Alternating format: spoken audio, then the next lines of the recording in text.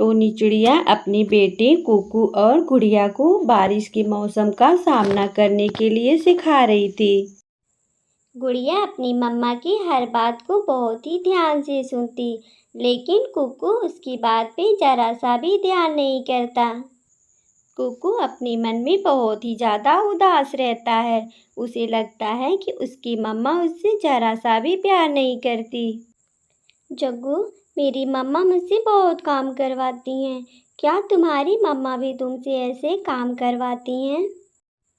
नहीं कुकू, मेरी मम्मा तो मुझसे बहुत प्यार करती है और मुझसे कोई भी काम नहीं करवाती। गुड़िया बेटा, आपने कुकू को बुलाया नहीं, उसे बताया नहीं कि हमें जंगल में बांस लेने जाना है। मम्मा, कुकू भाई अभी खेलने गया है और अभी तक नहीं आया। ठीक है गुड़िया बेटा, आप चलें और हम लोग रास्ते में कुकू को भी ले लेंगे। कुकू बेटा, तुम हमारे साथ चलो, हम तुम्हें बताते हैं कि बांस से घर कैसे बनाते हैं। नहीं मम्मा, मेरा मन बिल्कुल नहीं है। आज मैं खेलूंगा, मैं कहीं नहीं जाऊंगा काम करने। नहीं कुकू बेटा, आपको हमारे साथ चलना होगा। कुकू फिर आधे मन से अपनी मम्मा के साथ चल देता है। फिर टोनी चिड़िया अपने दोनों बच्चों को लेके बांस वाले जंगल में लेकर आती है। गुड़िया बेटा, कुकू बेटा, ये देखिए बांस का पेड़ है। ये हमारे मकान बनाने में भी काम आता है और इसे लोग बम्बू का पेड़ भी कहते हैं। टोनी चिड़िया अपने बच्चों को समझाती है, लेकिन कुकू अपनी माँ की बात पर बिल्कुल भी ध्यान नहीं करता। वो दूर फूल पर बैठी एक तितली को ध्यान से देख रहा था। कुकू बेटा, आप मेरी बात को ध्यान नहीं दे रहे हैं। अगर आज आप सीखेंगे नहीं तो कल को आप अपना घर कैसे बनाएंगे? मम्मा, हमें क्या ज़रूरत है घर बनाने की? आप हैं ना मेरे लिए, घर बनाकर दे दोगे। नहीं बेटा, आपको सीखना ज़रूरी है। क्या पता आज हम हैं और कल ना रहें। फिर टोनी चिड़िया बांस काटकर गट्ठर बनाकर लाने लगती है। घर पर बांस की गट्ठर को रखकर वो कालू कौवे के घर आती है। जग्गू बेटा, आज तुम भी हमारे साथ जंगल चलो दाना लेने के लिए। और तुम्हें भी तो सीखना है कि हम मकान कैसे बनाते हैं। और अगर तुम जंगल दाना लेने नहीं चल रहे हो तो हमारे साथ चलो, छत की मरम्मत करनी है। मम्मा मम्मा, देखिए ना, पापा मुझे काम करने के लिए कह रहे हैं। मैं काम थोड़ी करने वाला हूँ। क्या कालू जी, हमारा एक ही तो बेटा है। आप दिन भर इसे काम करने के लिए क्यों कहते हैं? और इसे मकान बनाने की क्या ज़रूरत है? हम लोग तो खुद ही इसे मकान बनाकर दे देंगे। और फिर तब तक टोनी चिड़िया वहाँ पर आ जाती है। कालू भैया, गौरी बहन, आप जंगल चलें, हमें दाना लेने चलना है। नहीं तो बारिश आ जाएगी, फिर हम लोग जा नहीं पाएंगे। फिर तीनों एक साथ जंगल में दाना लेने के लिए चल पड़ते हैं। कुछ दूर जाने के बाद उन्हें फल का एक पेड़ दिखाई देता है।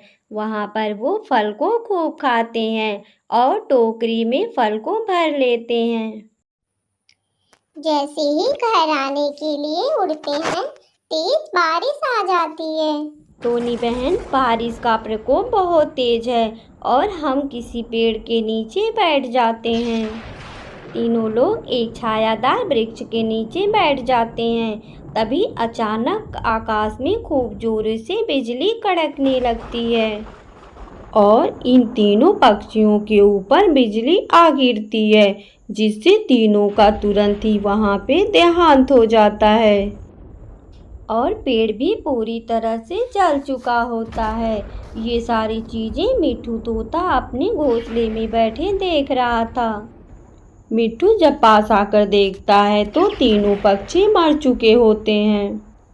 इधर गुड़िया और कुकू दोनों रोने लगते हैं। गुड़िया दीदी, मम्मा अभी तक नहीं आई और बारिश बहुत जोर से होने लगी है। हमारा घर भी टूट गया, अब हम क्या करें?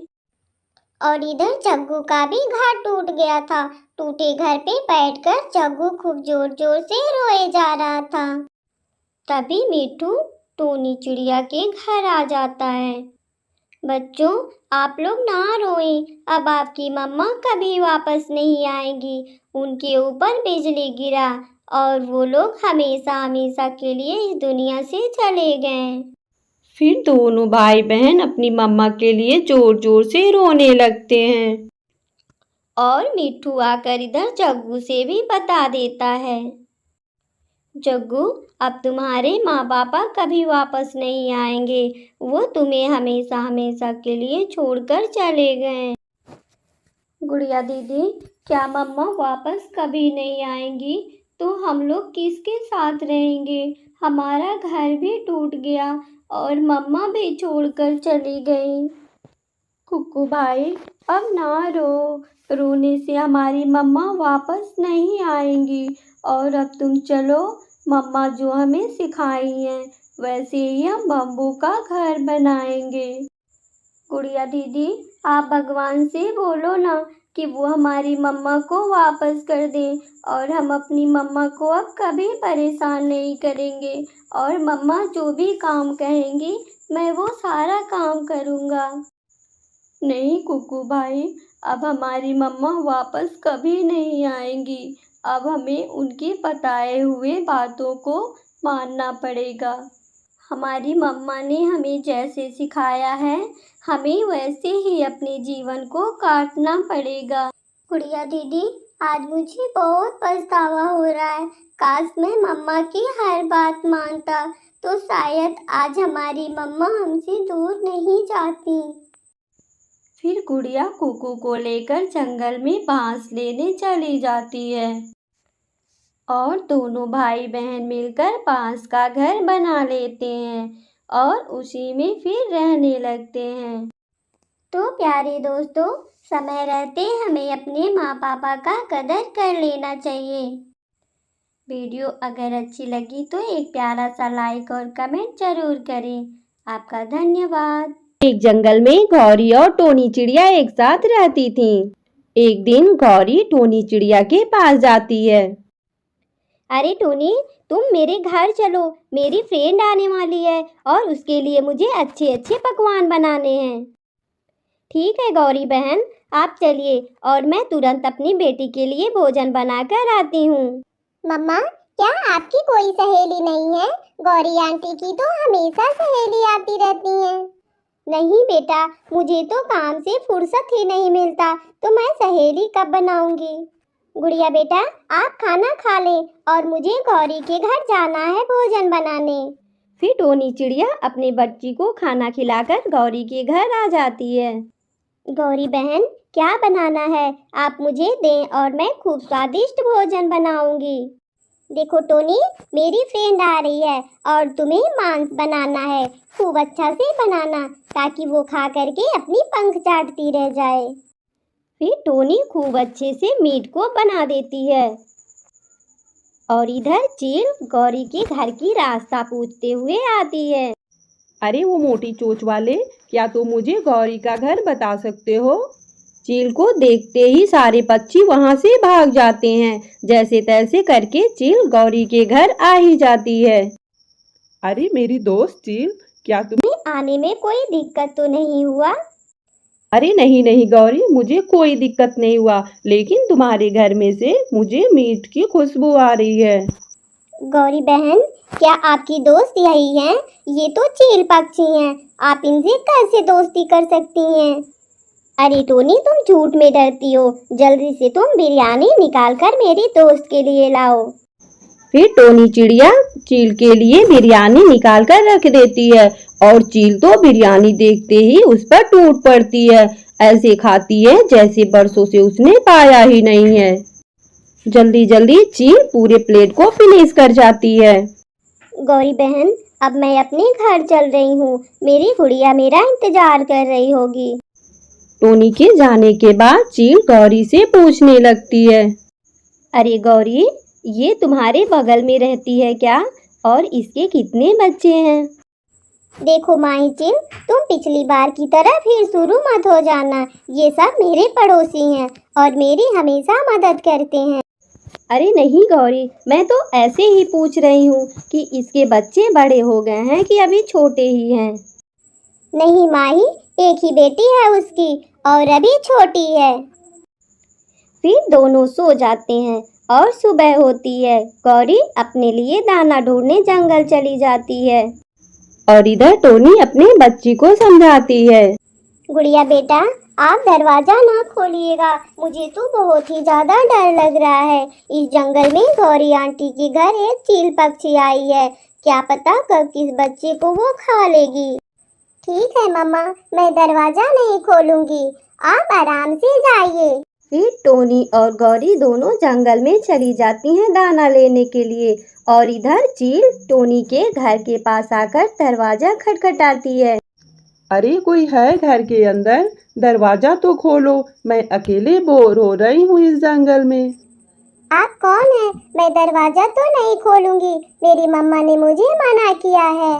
अरे बेटा, मैं चील आंटी हूँ, तुम्हारे गौरी आंटी की फ्रेंड हूँ मैं।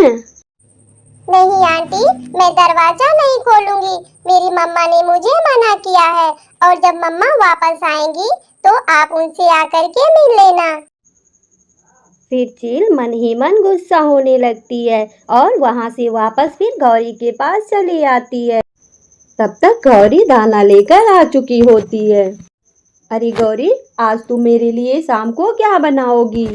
आज मैं आपके लिए टमाटर की चटनी और आटे की रोटी बनाऊंगी। चलो कोई बात नहीं, अगर बनाओगी तो मुझे खाना ही पड़ेगा, लेकिन मुझे ये सारी चीजें ज्यादा पसंद नहीं है। फिर अगली सुबह होती है। टोनी चिड़िया और गौरी जंगल चली जाती हैं। माही चील दोबारा टोनी के घर आती है। गुड़िया बेटा, दरवाजा खोलो, मुझे बहुत जोर से प्यास लगी है। तुम्हारी गौरी आंटी मेरे लिए पानी रख कर नहीं गई थी। चील आंटी, अगर आपको प्यास लगी है तो मैं कोई ना कोई बंदोबस्त करती हूँ, लेकिन मैं बाहर नहीं आऊंगी, मेरी मम्मा ने मुझे मना किया है। मम्मा कहती हैं कि आप चील पक्षी बच्चों को खा लेती हैं, इसलिए मैं बाहर नहीं आऊंगी। फिर गुड़िया एक घर में से पाइप निकालकर उसके रास्ते चील को पानी पिलाने लगती है और फिर दोबारा चील गुस्सा होकर वहां से वापस घर चली आती है। फिर शाम होता है और गौरी से पूछती है, गौरी, आज तुम मेरे लिए क्या बना रही हो? क्या बताऊं माही, मुझे तो कुछ मिला ही नहीं। आज मैं तुम्हारे लिए साग और चावल बनाऊंगी। चील को मन ही मन गुस्सा आने लगता है। वो तो सोच रही थी कि रोज रोज मुझे मांस मिलेंगे। ठीक है गौरी, तुम साग और चावल खाओ, मुझे तो भूख नहीं है, मैं ऐसे ही सो जाऊंगी। फिर गौरी साग चावल खाकर सो जाती है और माही चील को तो भूखे पेट नींद नहीं आती है। जब आधी रात हो जाती है और सारे पक्षी सो जाते हैं, फिर माही चील गौरी की चोंच को रस्सी से बांध देती है ताकि वो चिल्ला ना सके और उसी रात उसे मारकर खा जाती है। खाने के बाद सुबह होने से पहले ही वो अपने जंगल के लिए निकल जाती है। सूरज चढ़ जाता है। काफी देर होने के बाद जब गौरी दिखाई नहीं देती है तो टोनी चिड़िया जंगले के रास्ते झांक कर उसके घर में देखती है। वहां पर गौरी के सिर्फ पंख ही इधर उधर बिखरे दिख रहे थे। गौरी का तो पता नहीं। फिर अंदर आकर देखती है तो चील उसे मारकर खा चुकी होती है। गौरी बहन, मैंने तो आपको कितनी मना किया कि इस चील को इस जंगल से भगा दो, ये लोग किसी का नहीं होते हैं और अगर आप दुष्ट से कभी मित्रता करेंगे तो आपको हमेशा हानि ही पहुंचाएगी। लेकिन आपने मेरी एक भी बात नहीं मानी और आज अपनी जान से ही चली गई। तो प्यारे दोस्तों, हमें कभी भी मित्रता बहुत सोच समझ कर करना चाहिए। अगर हमारी वीडियो आपको अच्छी लगी तो एक प्यारा सा कमेंट और लाइक जरूर करिएगा। आपका धन्यवाद। चलो आज हम लोग खिचड़ी बनाते हैं, मेरा मन तो खिचड़ी खाने का बहुत कर रहा है। ठीक है मिट्टू भैया, लेकिन हमें खिचड़ी बनाने के लिए बहुत सारी सामग्री इकट्ठा करनी पड़ेंगी। फिर टोनी चिड़िया और मिट्टू दोनों सामग्री जुटाने में लग जाते हैं। अरे मिट्टू, तुम क्या बनाने जा रहे हो? जरा मुझे भी तो बताओ तुम। कालू भैया, हम लोग खिचड़ी बनाने जा रहे हैं। हमने सारे सामान इकट्ठा कर लिए हैं। तो टोनी, खिचड़ी मुझे भी खिलाना। जो भी काम होगा मुझे बता दो, मैं सब कर लूंगा। नहीं कालू भैया, हमने सारे काम कर लिए हैं और अब बस खिचड़ी बन के तैयार हो गया है। अरे हाँ टोनी, मुझे तो खिचड़ी की खुशबू आ रही है। और तुमने तो बहुत ही स्वादिष्ट खिचड़ी बनाए हैं। हाँ कालू भैया, लेकिन खिचड़ी अभी हमें नहीं खाना है। पहले हम जाएंगे नदी से पानी भर कर लाएंगे। उसके बाद हम तीनों लोग बैठकर खिचड़ी खाएंगे। लेकिन टोनी, अगर हम तीनों नदी पर चले जाएंगे तो क्या पता कोई पक्षी आकर के हमारी खिचड़ी को जूठा कर दे। इसलिए तुम लोग जाओ और मैं खिचड़ी को बैठकर देखभाल करता हूँ। ठीक है कालू भैया, आप यहीं पे रहिए। मैं और मिट्टू नदी के किनारे से पानी भर कर लाते हैं। फिर टोनी चिड़िया और मिट्टू दोनों नदी पर पानी लेने के लिए चले जाते हैं और इधर कालू उनकी राह देखता है। अरे मैं तो इसी का इंतजार कर रहा था कि ये लोग कब यहाँ से जाएं और मैं ये स्वादिष्ट खिचड़ी को खा लूं। फिर कौवा जल्दी जल्दी से खिचड़ी को खा लेता है और पूरी खिचड़ी खा करके फिनिश कर देता है। खाने के बाद कालू कौवा वहां से चला जाता है।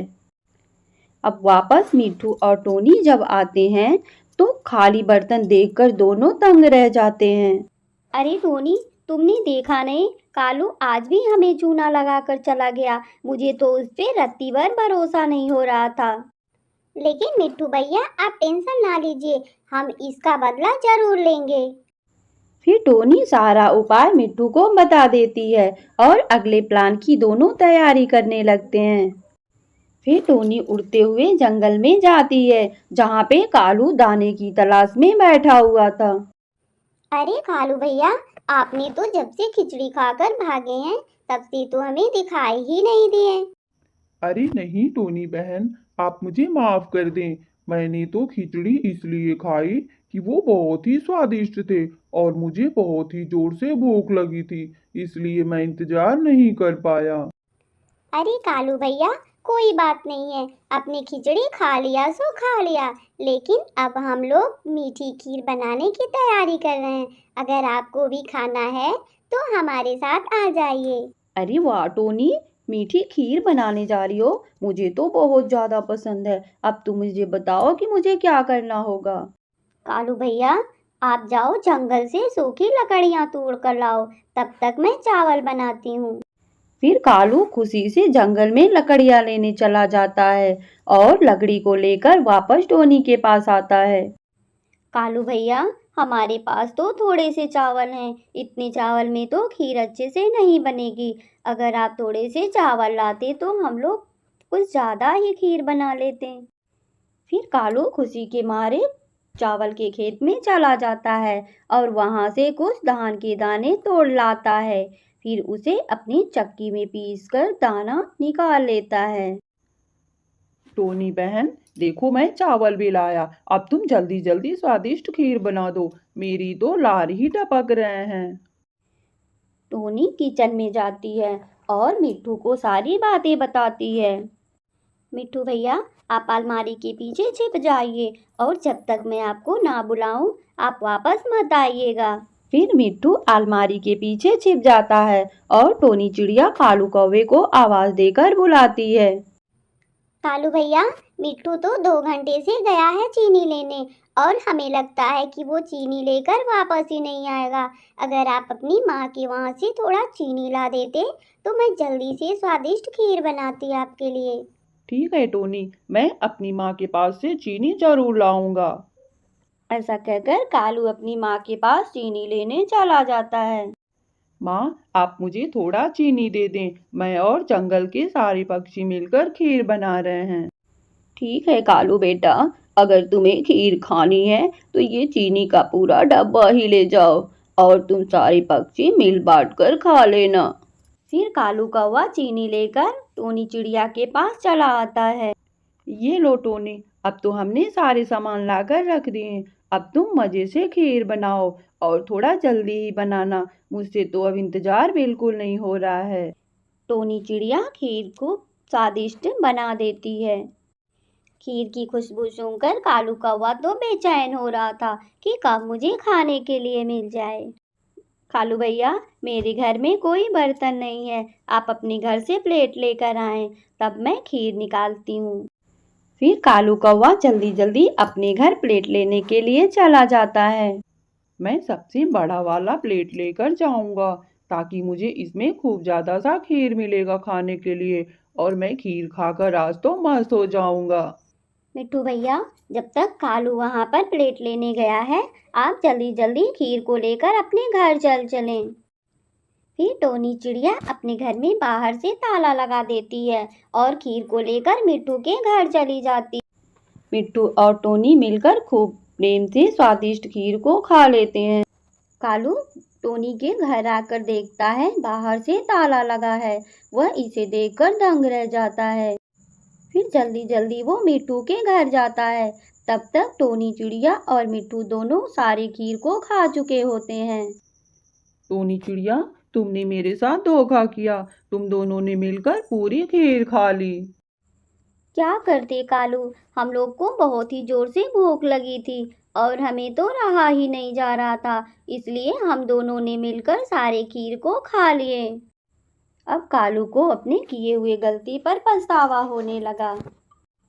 तो प्यारे दोस्तों, जैसे को तैसा मिला। अगर आपको हमारी ये कहानी अच्छी लगी तो प्लीज़ एक लाइक और कमेंट जरूर करें। आपका धन्यवाद।